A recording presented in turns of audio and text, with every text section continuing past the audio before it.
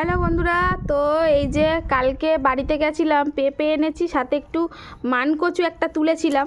তো মানকচু তুলেছি, আর এই দেখো মানকচু নিয়ে এসেছি। বিশাল মোটা কচু, তবে লম্বায় খুব একটা বড় ছিল না। আর এই যে এটা নিয়ে এসেছি, এটা দেখতে এইটুকুনি দেখলে কি বলবো বন্ধুরা, প্রায় 5 থেকে 6 কেজি ওজন।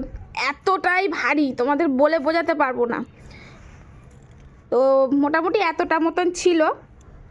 তো সবাইকে দিয়েছি, বাড়ির সবাইকে।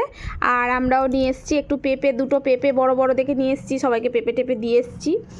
তো এই যে, তো আজকে ভাবলাম যে একটু মানকচু সিদ্ধ করব, আর এই মানকচুটা দিয়ে অনেক রকমের রেসিপি করে খাবো। কার কার মানকচু খেতে ভালো লাগে? মানকচু কিন্তু বেশ খেতে সুন্দর লাগে। আর আমাদের এই কচুটা না, শুনেছি গালটাল কি ধরে না, এর আগেও খেয়েছি, গালটাল ধরেনি এটাও জানি না। তো আজকে একটু মানে ভাতে দিয়ে খাবো, চিংড়ি মাছ দিয়ে করব, মাছ দিয়ে ঝোল খাবো। তো দারুণ লাগে কিন্তু এই মানকচুটা। তো এটা হচ্ছে আমার শ্বশুর নিজে হাতে করে লাগিয়েছে, ভীষণ ভারী বন্ধুরা। তোমরা হয়তো অনেকে ভাববে, তো এটা 5 কেজির উপরে ওয়েট। তো কালকে আনতে গিয়ে কি বলবো, ভীষণ কষ্ট, সাথে পেঁপেও ছিল।